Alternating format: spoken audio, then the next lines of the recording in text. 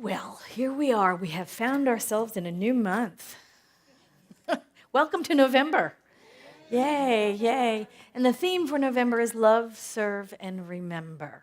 What a wonderful theme. You might remember what we use these themes in alignment with the monthly magazine, Science of Mind magazine. So their theme for their month is love, serve, and remember. So we take that and we expand on that as they do with their articles and daily guides. We have the same theme in our monthly talks. So we're all on the same page together. And I think love, serve, and remember is a great group of words. Of course, you can't go wrong with love, right? It's just always around us. And serve, I think, this is the month of Veterans Day on the 11th. So we know of service and how many of us have been of service in that way. And remember also, remembering, I think as we lead into the Thanksgiving week, to remember just all those who have gone before us and remember all the gifts with gratitude that we have in this country. And so this is my official PSA. On Tuesday, vote. Please. I would never be as presumptuous as to tell you who or what to vote for. That's not my job, and I would not insult your intelligence in that way. But please vote. Find a way to get there on Tuesday and exercise your civic responsibility. And that's all I'm going to say about that. So we are in a new month. This is Love, Serve, and Remember. Love, Serve, and Remember. And I want to start with what Ernest Holmes said. From the New Thought Dictionary, he said, love, the outpouring of spirit, the givingness of life, in its lesser sense, the affection one has for another. The principle of love is not to be confused with mere sentimentality, although the forms of love are aspects of it. It is the great transforming power which brings everything into harmony. It is the unifying principle, the creative element, the motivating power of all that is fine and noble in life. In metaphysical treatment, that's affirmative prayer, it is the healing force. That's a big, big statement. That's what love is. So how powerful is that? I mean, that is the basis of all life everywhere. That's what he's saying. We're not speaking of any mushy, romantic hearts and flowers, rainbows and puppy dog tails kind of love. We're talking about a power that has outpictured itself as everything, a power which directs creation. That's huge. This is no Hallmark card kind of love. This is the power that has directed creation. That's amazing. That is as powerful as it gets, and it's in us.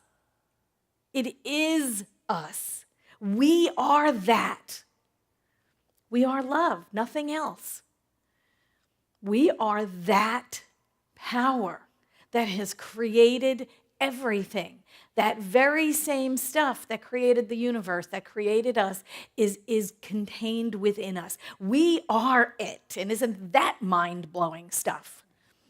We are that. Ernest Holmes always used to say, love points the way and law makes the way possible. Love is the great impulsion. Love is the great impulsion. It is the driving force behind creation. It does point the way. Love always points the way because love loves. That's it. That's all it does. Love loves. That is all it does. And it loves into creation. It loves into creation. The law is the doer.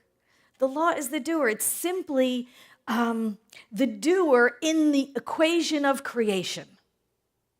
And it does not question and it does not doubt. It is simply a law. It's a principle that goes into motion, guided and directed by love. It simply goes to work out picturing whatever is loved into it. Spirit loves everything into form. That's what it does. Spirit loved the universe into being. And it continues to love new forms into being. That's all it can do. Everything that comes into physical form comes in the same way, made of the same stuff, doing the same thing that spirit does. You know, when the Bible said we were made in the image and after the likeness, that's what it meant. That's exactly what it meant in Genesis 1:26. And God said, "Let us make mankind in our image and in our likeness." What that means is whatever spirit is, we are. We are that. Whatever spirit is contained within us. That we are in the microcosm the same thing that spirit is. We are doing the same thing. We are using the same divine creative process in our personal lives. We use the same tools. There's nothing else in the universe for anything else, for any of us to use anything, right? Anything other than spirit, because there is nothing else. There's nothing else anything could have been made out of but spirit.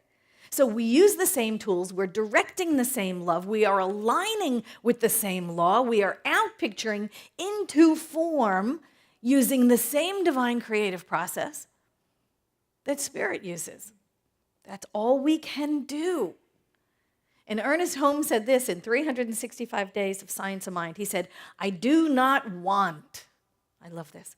He said, I do not want, I love into my experience the things I desire. Oh, how powerful is that? I love into my experience the things that I want.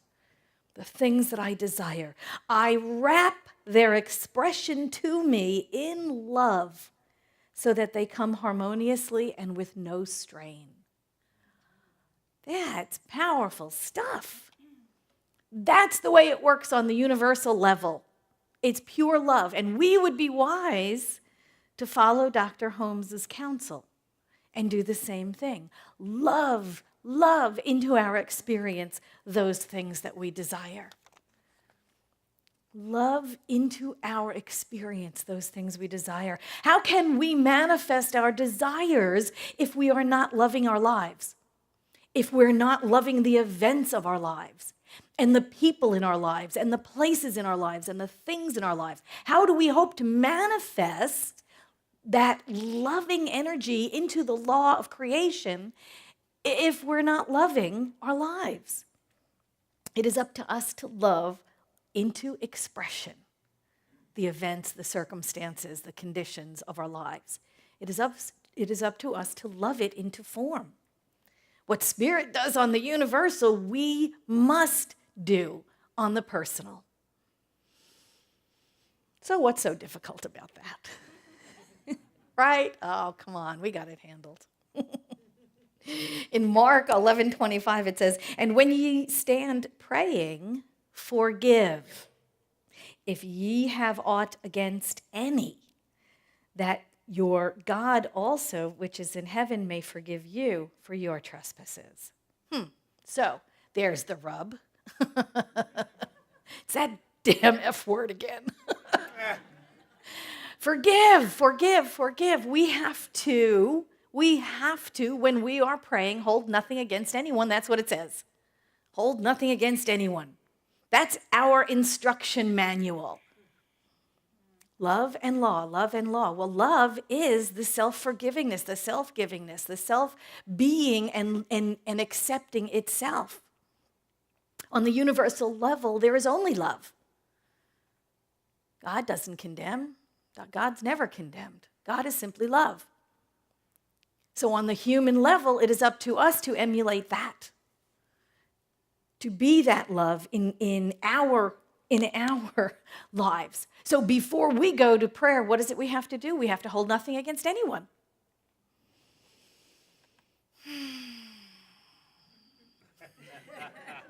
Yeah, how's that going? I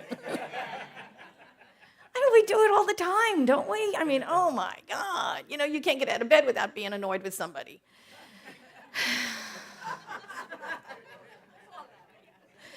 I mean, really? You do your prayer work and you do your meditation and then you shower and you get dressed and you're on your way to work and somebody on the freeway is just being so inconsiderate. And you hold something against them. I mean, really. Or somebody uses all the hairspray. Just things like that. And you can't get out of the house without being irritated, right? And what is the truth of us? The truth of us is love. The truth of us is love. So before we go to prayer, we are being told here, before we go to prayer, what do we need to do? We need to hold nothing against anybody. We need to forgive everybody so that we are forgiven. Why? Because we're all one. Because we're all one. So before we go to prayer, forgive. Everyone, everywhere, every time you go to prayer. Every single time. Because we cannot expect universal love to point the way and universal law to do the work and the universal divine creative process to outpicture on our behalf while we are holding grudges and resentments and angers against people. It's just not going to work. We're not going to get a universal law to work on our behalf. Meanwhile, we are holding things against others.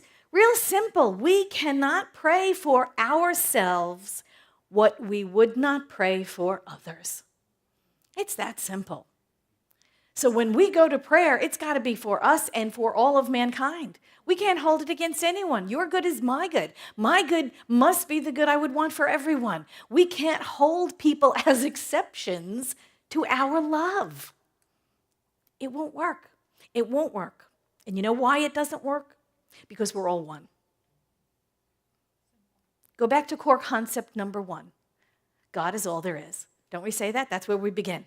God is all there is. The energy that made the universe and made every single one of us and has made all life everywhere, every single thing, animate and inanimate, everything comes from God. Everything is of that same energy. We are that, you are that, everybody's that. A house divided itself cannot stand. So how can I want good for myself and you? No, not you. You don't deserve it. Do you see how that can't work? It can't, because we're all one. We can't pray something for ourselves that we wouldn't want everybody to have. I can't pray peace for me and not give a damn about the rest of the world. I have to be big enough to love everyone and exclude no one. We cannot want and expect something to manifest in our lives if we are holding something against someone else. Because we are all one. If we're holding something against someone else, guess what? We're holding it against ourselves. Because we are all one. So if I'm saying someone else doesn't deserve it, I'm saying I don't deserve it. Does that make sense? Ernest Holmes said in that quote at the beginning, in metaphysical treatment, in affirmative prayer, it, meaning love, is the healing force. It is the healing force. Love is the healing force. That's where we need to be when we go to prayer. We need to be in that. We need to be saturated. We need to be marinating. We need to be immersed in it. Pure love, pure unconditional love. Love everyone, love everything, love all the time. Even those people you know don't deserve it. You know those people? You know those people, right? Come on. Isn't that the problem? I mean, really, isn't that the problem? You know people don't deserve your love. Damn them. And that's what holds us back. That's what holds us back, right? From loving everyone and manifesting everything like that. Isn't that what holds us back? Because we know those people. They've done us wrong. Absolutely. And they don't deserve our forgiveness. They don't. We refuse to let go of our hurt. We refuse to let go of our wounds, our resentment, our bitter feelings, because we earned them. Right? We earned them by going through what we went through. So they don't deserve our forgiveness. And that's where it breaks down. See, that's where the whole love and law and outpicturing and manifesting our dreams, that's where it all breaks down. because of self-righteousness. We feel absolutely, totally right in not forgiving those people. We earned the right through our pain to withhold forgiveness. But ultimately, we hurt ourselves because we hold forgiveness back from ourselves. Again, core concept 1. There's only one of us. There's only one life. There's only one energy. There's only one God. There's only one life. And so when we're holding back, when we're withholding love from others,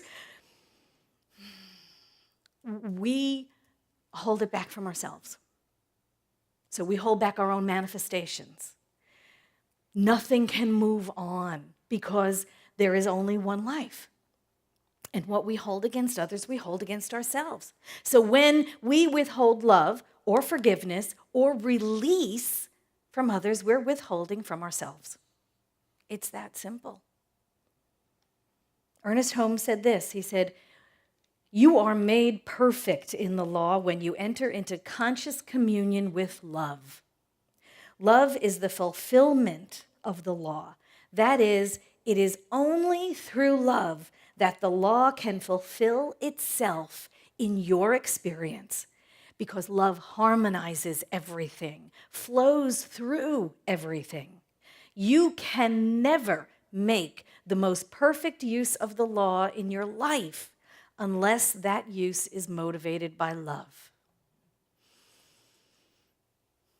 That's it. That's it. So you can see where we step in our own way. We absolutely are our own barriers to manifesting the greatest life ever by withholding love from someone else, which is ultimately ourselves anyway, right? So we're praying, and a whole lot of nothing is happening. We must look at where we are withholding love. Where are we withholding love? Who is outside of our circle? Who's not included in our family? Who do we hold outside as other? Who are we condemning? Who's wrong? Who's that PIA? Who is that person that doesn't deserve it? Who's that person who betrayed us?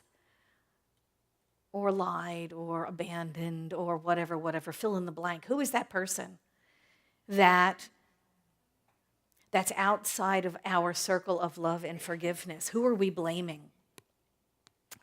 Who are we excluding from the grace of our healing love?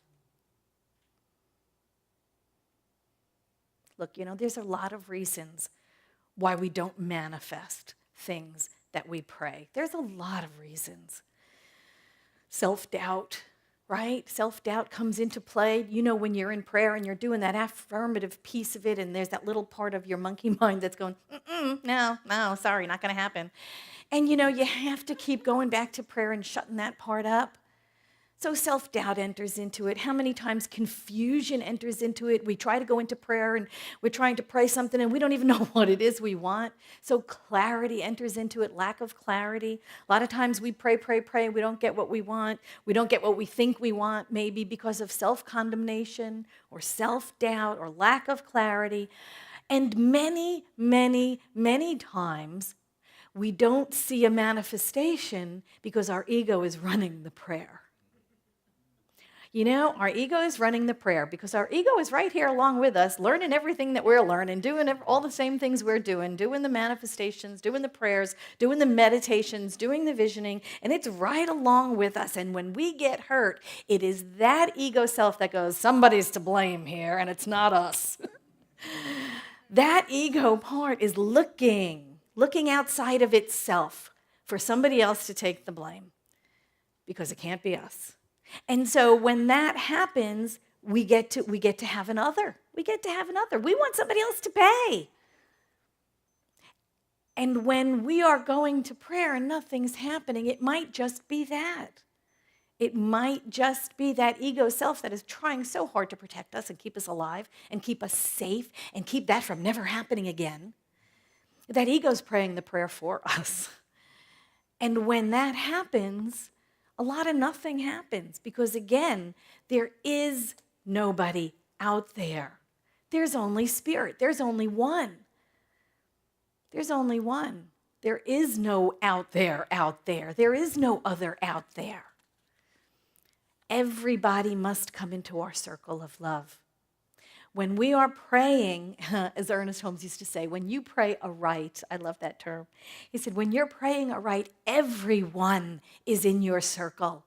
We hold no one outside of our heart of love. There's nobody else. When we come to the truth, God is all there is.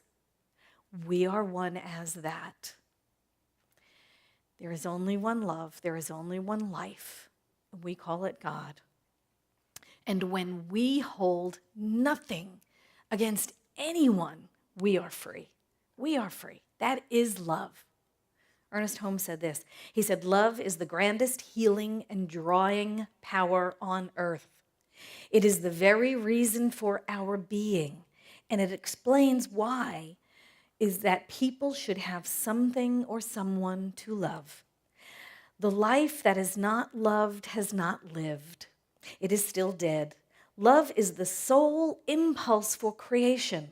And the man who does not have love has the greatest incentive in his life, and the man who does not have love as the greatest incentive in his life has never developed the real creative instinct. No one can swing out into the universal without love, for the whole universe is based on it. Oh my God, how huge is that? The whole universe is based on it. We are that. There is love and there is law. There is what is, there is the knower, and there is the doer. We are love. We direct that doer, the law, to move into creation, to create our lives, to co-create with Spirit on the microcosm, what Spirit does all the time on the macrocosm. So I invite you this week to be the love. Just be the love. And I know those people are out there, and you know they're out there, and you know the ones. And here's the deal. We're going to love them up. We are just going to love them up this week for no apparent reason. Not because they earned it or that they deserve it. We're just going to love them up because we're love. Because we are love. So this week, no matter where you are, no matter what you're doing, you know, you're Cupid, baby. You are Cupid this week. And you're going to shoot those tiny little arrows, and on the tip of those arrows, they're not going to have points. They're going to have those big red balloon hearts. And wherever you go and whatever you do, you're going to just be shooting big, big red balloon hearts into everybody you know and everybody you don't know and the people that cut you off on the freeway and the people who are nasty in front of you with 600 coupons in the 6-item lane and all of that stuff. You are just going to be the love this week because that is the truth of us. That is all there is to us. We are simply the love. We are pointing the way for the law to create. So this week, create love. Lots and lots and lots of love. Thank you so much.